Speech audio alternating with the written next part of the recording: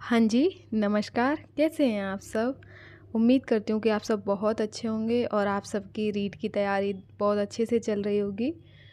तो आज हम रीट पात्रता परीक्षा 2025 के लिए कुछ इम्पोर्टेंट पॉइंट्स के बारे में बात करेंगे, जिन पॉइंट्स को फॉलो करके आप निश्चित ही पात्रता परीक्षा पास कर लोगे। साथ ही साथ ये पॉइंट्स अगर आप और किसी एग्ज़ाम में भी फॉलो करोगे तो वहाँ भी आपको सक्सेस मिलेगी। तो पहला है कि आपको ना स्ट्रेस फ्री रहना है। ठीक है, आपको बिल्कुल भी टेंशन नहीं लेनी है कि एग्ज़ाम है, क्योंकि जब हम किसी चीज़ की टेंशन लेते हैं ना तो अपने ऊपर एक प्रेशर सा हावी हो जाता है और उस प्रेशर के चक्कर में ना तो अपन कुछ और अच्छा से पढ़ पाते हैं और अपन है ना उसी चीज़ पे बार बार सोचते जाता है, वर्क कम करते हैं। ठीक है, तो इसलिए आपको सबसे पहला काम तो ये करना है कि आपको टेंशन फ्री होना है। आपको सिर्फ जब भी आपको थोड़ी सी भी टेंशन हो ना एग्ज़ाम को लेकर, तो ये सोचा करो, यार जो पढ़ा है उसी में से तो पेपर आने वाला है, हो जाएगा आराम से, पहली बात। दूसरी बात आपको ये कहना है कि अगर मेरा नहीं होगा तो किसका होगा? और रीट पात्रता ही तो है। मैं इतनी तैयारी करके आया हूँ यहाँ तक, तो अगर मेरे से एक रीट पात्रता पास नहीं होगी तो मैं इतना भी डिज़र्व नहीं करता? क्या मैंने कभी इतनी भी तैयारी नहीं करी कि मैं इस रीट पात्रता को पास कर लूँ? ये सोचना है आपको, और ये हकीकत भी है। बस अपन है ना मन में एक हौवा सा बना के बैठे हैं कि एग्ज़ाम है, एग्ज़ाम है। देखो भाई, कोई कुछ पढ़ रहा है, कोई कुछ पढ़ रहा है। अरे एक छोटा सा पेपर है, पात्रता ही तो है।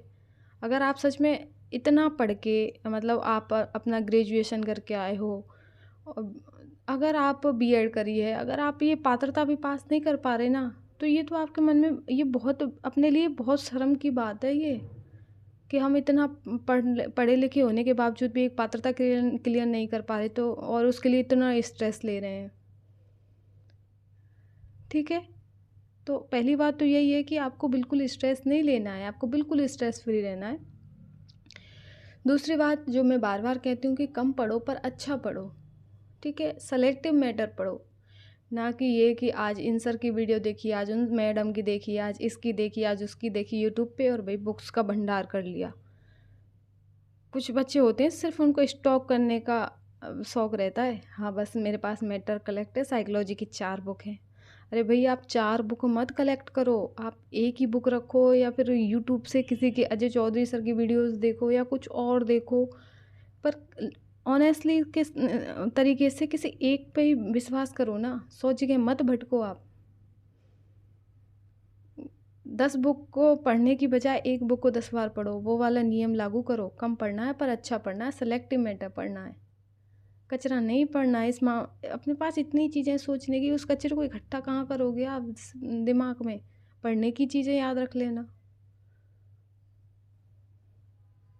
ठीक है, तीसरी क्वेश्चन ये आता है कि क्या मैम सारी बुक्स पढ़ सब्जेक्ट पढ़नी है, किसी सब्जेक्ट को छोड़ दें, क्या ऐसा करें? नहीं जी, आपको देखो, अगर सच में एग्ज़ाम के प्रति आपको थोड़ा सा भी वो है ना, तो आप सारी सब्जेक्ट पढ़ो ना। क्योंकि मान लो आप अगर साइकोलॉजी छोड़ते हैं, तो पता है 1 2 3 4 डेफिनेशन आपको ऐसी मिलेंगी जो आपको लगेगा, यार थोड़ा सा ही पढ़ लेता तो मेरा ये क्वेश्चन सही हो जाता। इसलिए आपको साइकोलॉजी पढ़नी है, आपको सारी सब्जेक्ट पढ़नी है, किसी भी सब्जेक्ट को छोड़ना नहीं है ये सोच के कि नहीं जी छोड़ देता हूँ, कोई बात नहीं, किसी और दूसरे सब्जेक्ट में नंबर ले आऊँगा अच्छे। नहीं, ये गलती तो कभी मत करना, किसी भी एग्ज़ाम में मत करना। ठीक है, आपको सारी सब्जेक्ट पढ़नी है और सेलेक्टिव मैटर के साथ पढ़नी है। कंटेंट बहुत अच्छे से वो करना है, जो इस कंटेंट, अब कोई कहता है कि मैम कौन सी बुक पढ़ें। अरे बुक तो देखो सब अच्छी होती हैं, आपको आप किसके साथ कंफर्टेबल हो, आपको किस बुक की लैंग्वेज समझ आ रही है, ये आपके ऊपर डिपेंड करता है। तो कुछ बुक ऐसी होती हैं जो थ्योरेटिकल होती हैं, कुछ बुक है ना ऐसी होती हैं जिनमें इंपॉर्टेंट चीज़ें लाइन मतलब डार्क लेटर में लिखी होती हैं, उनके पीछे PYQ दे रखे होते हैं, उनके पीछे MCQs दे रखे होते हैं, उनमें एक्स्ट्रा की गचड़ पचड़ नहीं होती, उनमें वही चीज़ दे रखी होती है जो अपने काम की होती हैं। तो ऐसी बुक पढ़ो। आप पात्रता क्लियर करने जा रहे हो, ना कि कोई IAS बनने जा रहे हो जो मोटी मोटी बुक्स पढ़ो। देखो मैं आपको ऐसे समझाती हूँ, जैसे कि अब पॉलिटी के लिए M लक्ष्मीकांत बेस्ट है। ठीक है, अब मान लो कोई कोई किसी का सब्जेक्ट SST, और उसके लिए वो अपना अपना ये पढ़ना शुरू कर दे लक्ष्मीकांत जी, आपको लक्ष्मीकांत बहुत अच्छी है पर बहुत टाइम कंज्यूमिंग है।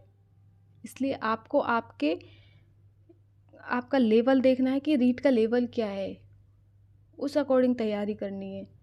ठीक है, और एग्जामिनर भी जानता है, अगर मान लो आईएएस के लिए भी वही लक्ष्मीकांत पढ़ रहे हैं और रीट के लिए भी लक्ष्मीकांत पढ़ रहे हैं, तो फिर इसे तो अच्छा रीट को छोड़ के अपन आईएएस की तैयारी करते हैं ना।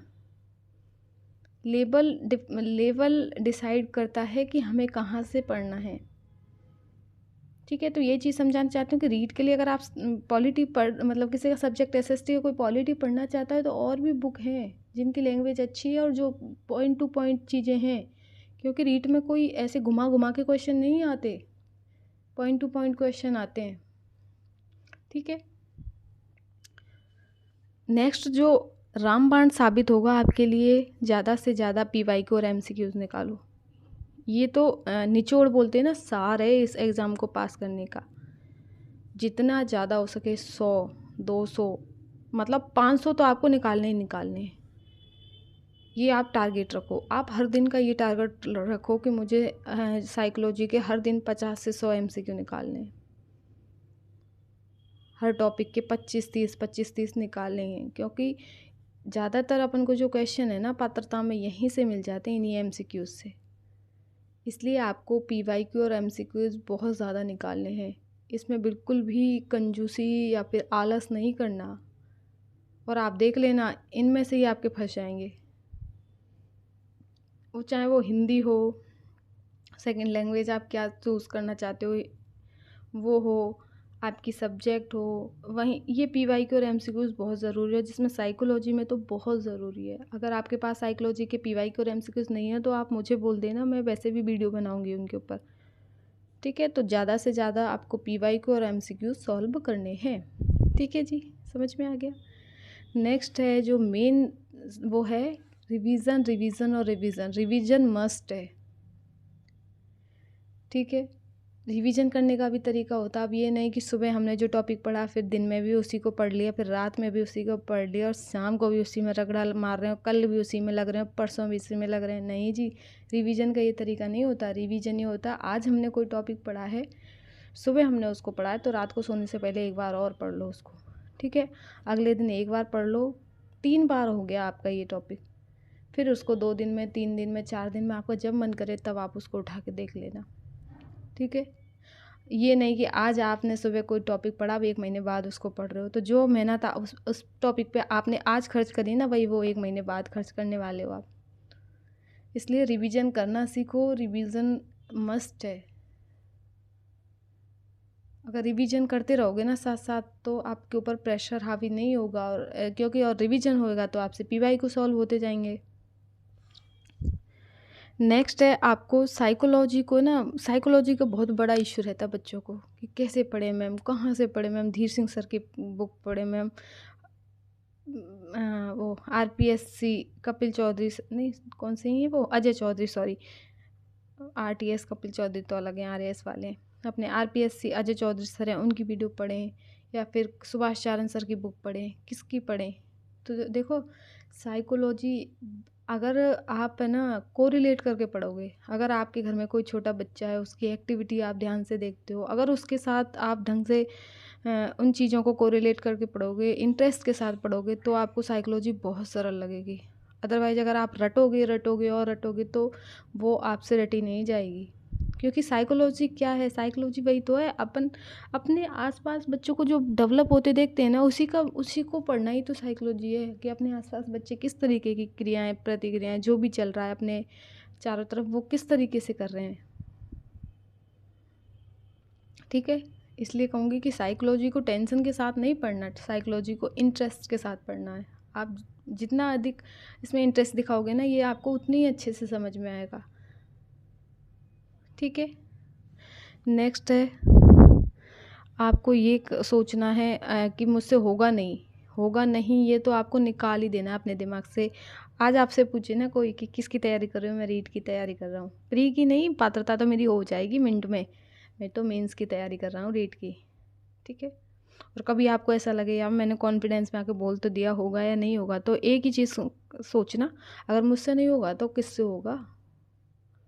मैं इतना पढ़ा हूँ, बचपन से अपने इन चीज़ों को पढ़ते हुए आ रहा हूँ, तो क्यों नहीं होगा, श्योर होगा, 100% होगा। अगर मुझसे नहीं होगा तो फिर किसी से ही नहीं होगा, क्योंकि मेरे अपने आप को आप इतना कम मत आंको कि आप एक पात्रता ना पास कर पाओ।